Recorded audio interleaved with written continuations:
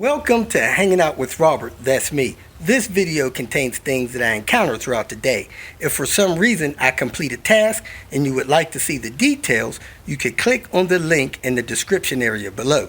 This video also contains tips and tricks that I learned throughout the years. I plan on leaving this video accessible for about 30 days.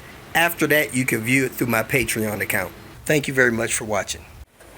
In this video, we're going to be replacing the driver's side CV axle on this Honda Civic. It's a 2007. You can see the notes for the generation they call it. This is a manual, so the CV axles are different. Can't just go pick these out of the salvage yard usually. So we had to go to the dealer.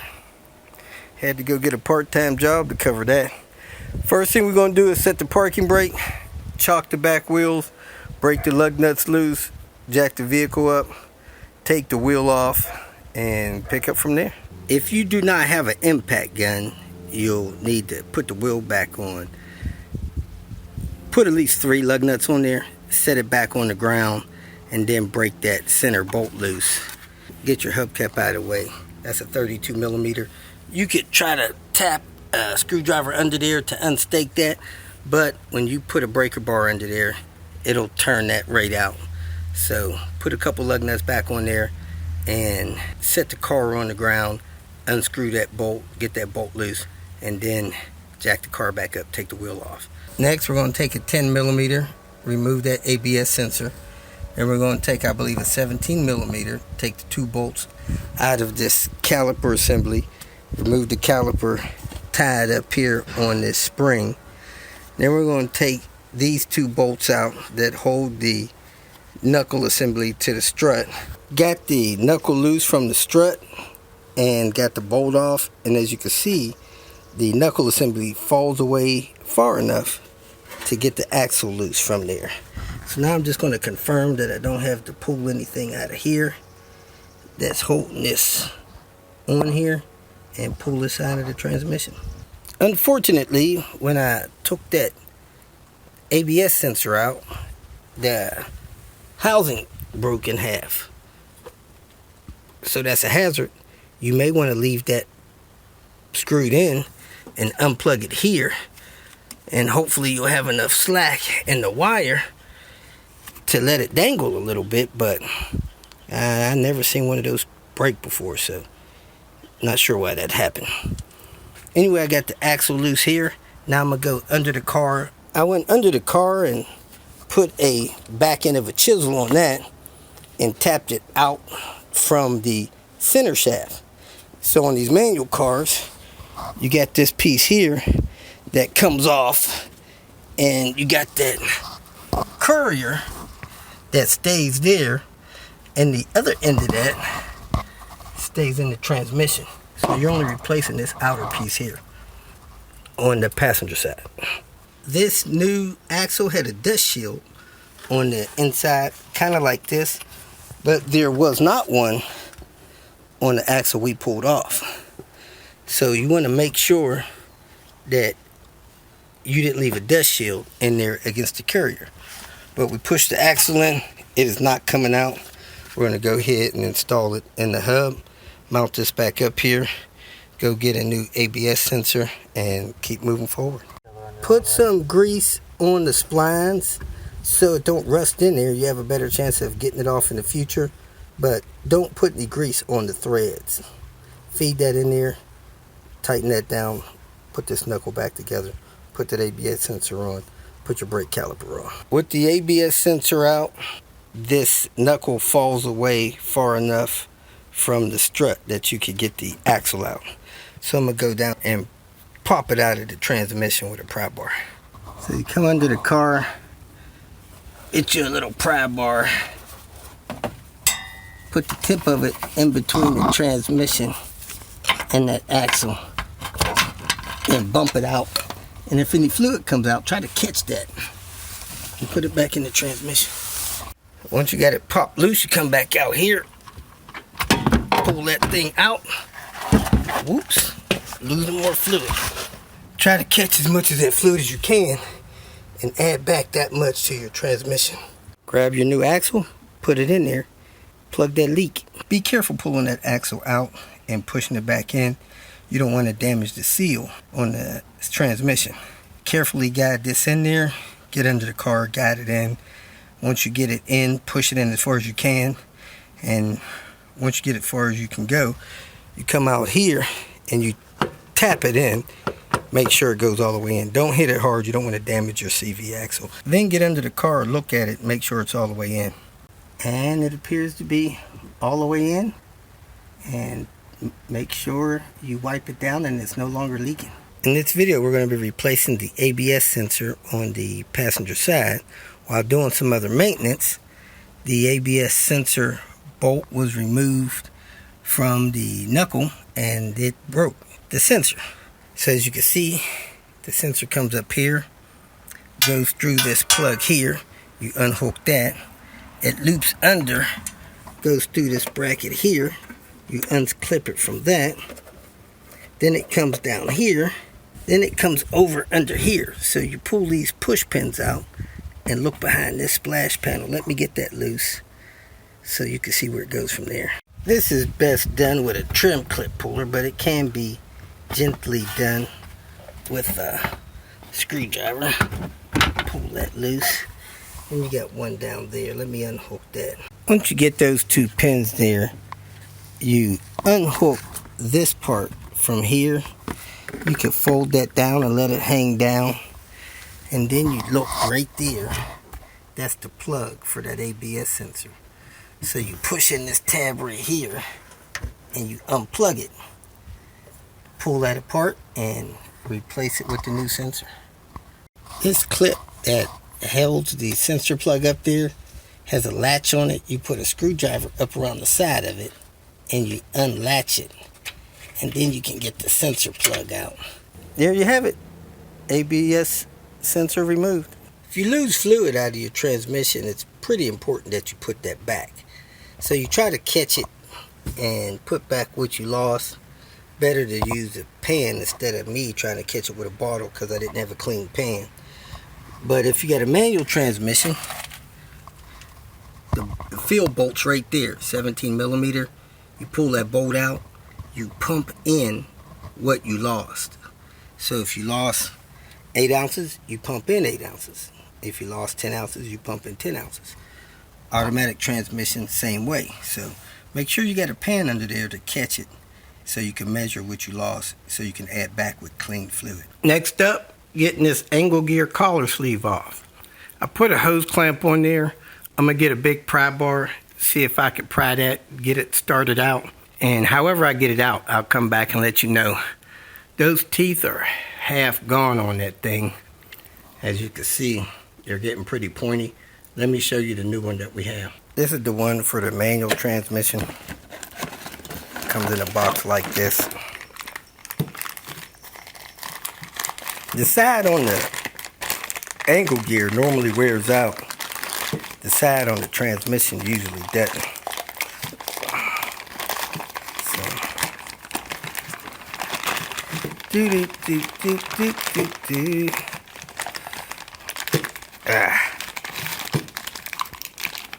See, that clip ring stays with the sleeve. See how flat those teeth are on there? Half of them are worn out on that other gears, on the one in the car. So we're going to put this brand new one on there. As soon as we get that other one off. See how flat those teeth are? That's how flat the teeth are on this one going in. And I'll show you the one when we get it out, how those are not as flat. The new sensor comes with a couple of these brackets. So you can remove the one from there and the one from here and plug in the new ones. We just pulled this cover off, pulled the metal trim under it off, replaced this VTEC solenoid gasket. Is that what that was? Yeah. 3 screws and a bracket screw, 4 screws, came off, go back on, put it all back together. There you have it. Thanks for watching my bait video. There goes the drive shaft part numbers for the manual. Bam.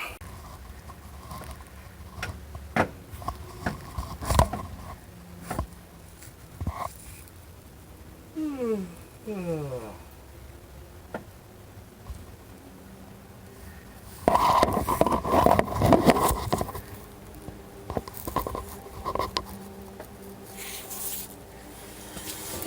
ahead and start the car and run that thing up to about 30 miles an hour. See if my phone will record it.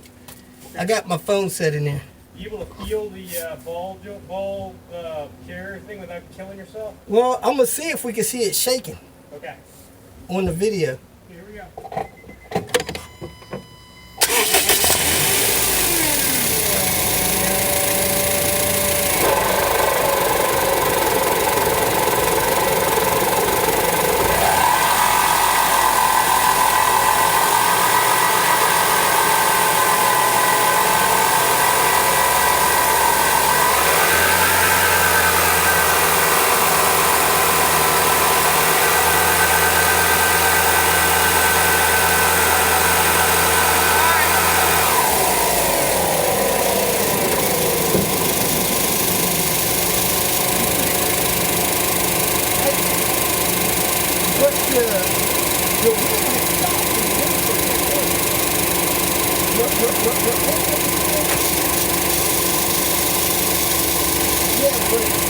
But the wheel has stopped, but I heard the wheel hold it up again for a second. Yeah, go ahead. All right, give it neutral. All right, it stopped immediately. Okay. Primary battle today is with the Honda Civic. Drivetrain noise. It had some minor thumping. We thought it was the wheel bearing. Ordered 2 brand new wheel bearings, one for each side. I thought it was coming from this side. Replaced the wheel bearing. Took the car for a test drive. The noise is 5 times worse. Before, the noise was a level 2. Now the noise is like a level 7. It's pretty bad. So we bought 2 brand new CV axles from the dealer. Put them on, no change in the noise. However, the CV axles do not come with the carrier. Strange setup. The CV axle plugs in. Right behind here, the carrier stays with the car and goes into the transmission. Replace both CV axles, put it all back together, same noise. So I think we got a brand new bearing that's bad. It's possible that the carrier is bad, but again, sad to say, possibly got a brand new bad wheel bearing over here. So the battle continues. I got a video here of it running up on the jack stands. A little noisy, but not as noisy as it is when it's loaded on the ground and you're driving down the street. It's like a scraping, thumping sound. So we turned it up here. The heat shields are not rubbing, that we could tell.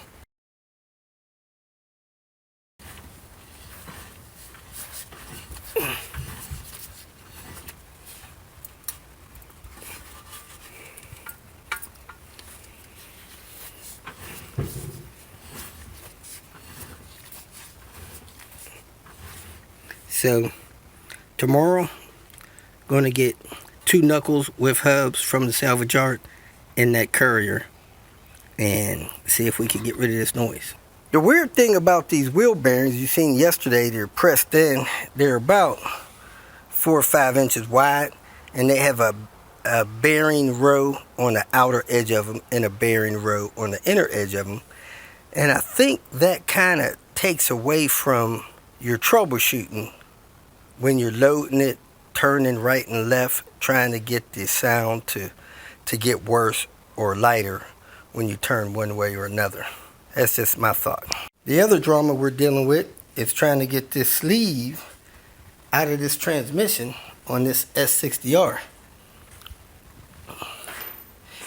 It's being stubborn like some of them are.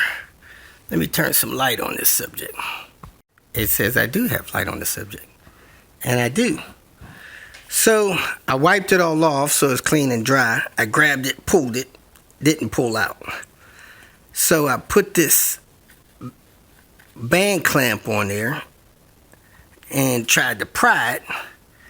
The band clamp is sliding out, but it's not sliding out. I put a little black dot right about there so I can monitor if it's coming out, and that black dot has not moved. It is not coming out. One side of the teeth are pretty pointy. The other side of the teeth are not so bad. Anyway, I gotta keep trying to get this out. So I'm gonna move that band clamp in. I'm gonna put a socket on the crank, spin this around 180 degrees, and try to pry it out a little more. You see where my clip is. My clip is here at, I guess that's 10 o'clock. I had this almost pressed up against the transmission. Tighten this clamp up, pried this out. I think the clamp is sliding, but I don't think the collar's coming out. And there it seems like the clip ring is still against the transmission shaft. So I'm gonna go to my next drastic level, which is I'm gonna wipe this off, slide this in there, and bounce up and down on it, trying to break it loose from the transmission. Hopefully that'll break it loose, and then I'll try this clamp again to slide it out. So let me wipe this thing off so it's not so dirty and slide it in there and bounce up and down on it. I got that up in there. I tapped it in all the way. Now I'm gonna jerk around up and down on it and see if I could get it to loosen up on the transmission side. Remember, the transmission side has 70% teeth, and this angle gear side has about 30% teeth. So there's a whole lot more teeth in there on the transmission side, so it's got a lot more to grip hold to. But hopefully I just need to break it loose so that it'll start coming out. This shows you how much wear is on these teeth. Look how much this thing moves in here. That thing moves, got a lot of play in it. So anyway, I'm gonna try to get it to give me a little play on the transmission side, try to get it to break loose. So let me jerk around on this thing without pulling this car off of this lift and see where I end up at. See if I can break it loose. I have this angle gear part in the sleeve, and what I'm doing now, I'm pushing up on it, causing some kind of tension inside there, and I'm hammering it toward the out direction against those teeth to see if I could get this to start inching out.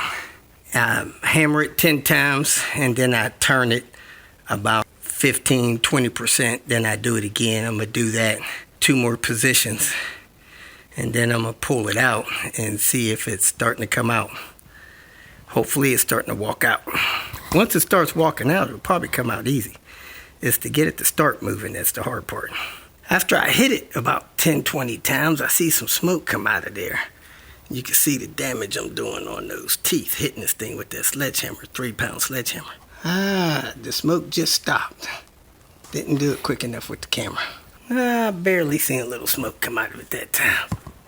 Let me tighten this up a little bit, and it looked like it's sliding in instead of out, because that thing is back close to where it was. Hey, look at here, my clip ring is moving. I'm about 1/8 of an inch out. I'm gonna see if I can pry it out with this. If not, I'm gonna put that angle gear part back in there and hammer some more. If you feel that this information was useful, please like it and share it with your social media friends. You can subscribe to my channel so that you will get notifications of future videos that I post. You can follow me on Twitter, and if you need to contact me directly, please visit my website. And if you have any questions, leave them below, and someone or myself will reply to them. Again, thank you very much for watching.